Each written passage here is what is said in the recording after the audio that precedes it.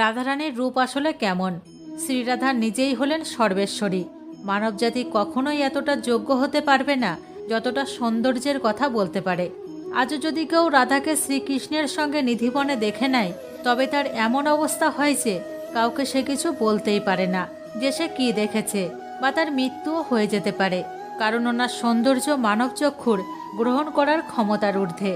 কিন্তু ব্রহ্ম বৈবর্ব পুরাণের ব্রহ্মখণ্ড আমাদের শ্রীরাধার সৌন্দর্যের একটি ছোট্ট ঝলক অবশ্যই দেয়। এতে শ্রীরাধার জন্মের ব্যাপারে বলা হয়েছে যে কৃষ্ণের বাবাঙ্গ থেকে একটি সুন্দর দেবী প্রকট হলেন, যিনি দৌড়ে গিয়ে কৃষ্ণের চরণের সেবা করতে লাগলেন। আর ওই দেবীর মুখ হাজার হাজার শরৎ পূর্ণিমার চাঁদের থেকেও বেশি সুন্দর আর উজ্জ্বল ছিল।